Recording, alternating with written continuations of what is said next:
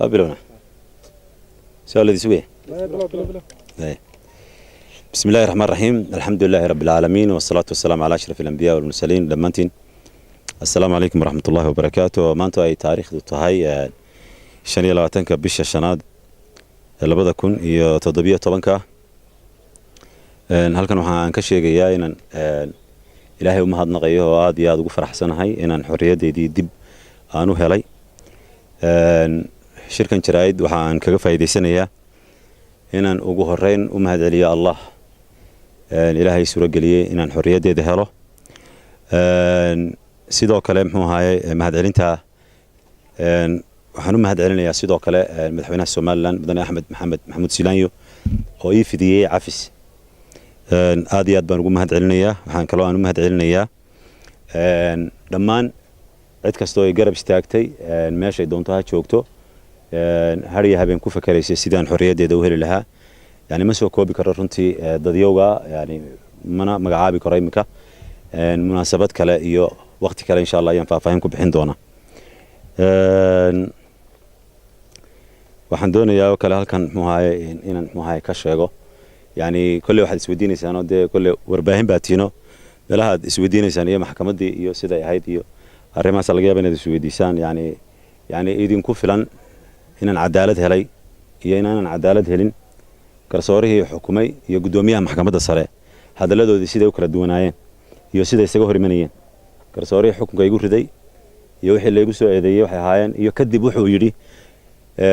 gudoomiyaha maxkamadda sare markii ay warbaahintu ku wareysatay London hadaladaas ay u kala duwanaayeen ayaa muxuu ahayd ku filan halka inaan cadaalad helay iyo inaan cadaalad helin waxaan halkan doonayaa inaan ka cadeeyo حادثة الإفك waxyaabo muxuu ahay hanfara oo muxuu ahay yani muxuu ahay la qaada dhigay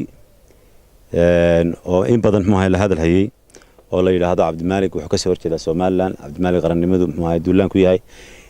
waxaan doonayaa halkan aan ka cadeeyo Cabdimaalik kama soo horjeeda Soomaaliland iska daynan ka soo horjeeda Soomaaliland laakiin cadowga Soomaaliland man ka soo horjeeda yani inay wax noqoto ay horumar gaadho ayaan doonaynaa wixii ku duulaana inaan bayaamino aan farta ku fiiqno aan naano waxa weeye kaas ayaa ah cadow Soomaaliland marka waxaan doonaynaa inaan baabino cadowga wahmiga ee la sameeyay aan waxba kama jiraanka ah la yiri muxuu waxa weeye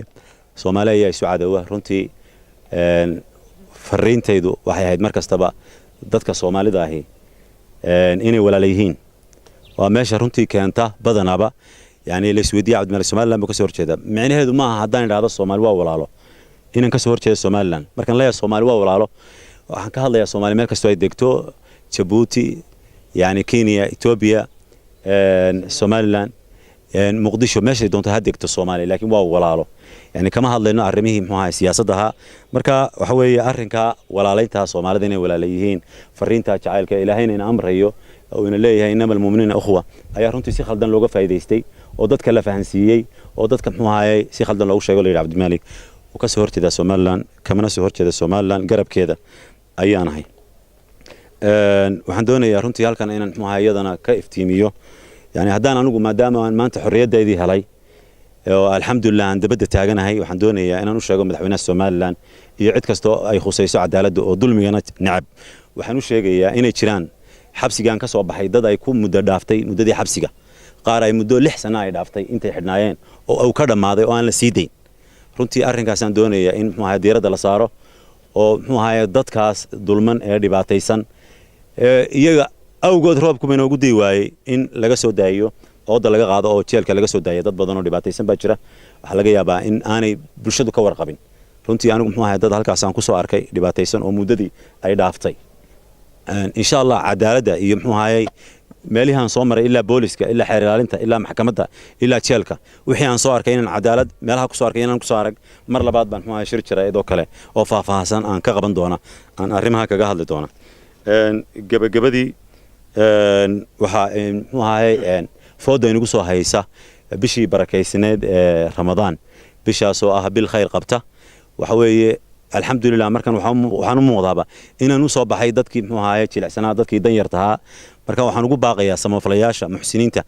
meel kasto ay joogaan inay dadka dan yartaa ee dhibaataysan inay bisha barakaysan ay muxuu soo kaalmeeyaan ololihii kaalmee kuwana waxa weeye waan sii wadaynaa mar labaad iyo mar saddexaad iyo ogolaada inaan u mahadceliyo yani si gaar ah ugu mahadceliyo madaxweynaha Soomaaliland mudane Axmed Maxamed Maxamuud Siilaanyo oo cafi sii fidiyay. Assalaamu calaykum waraxmatullaahi wabarakaatuh.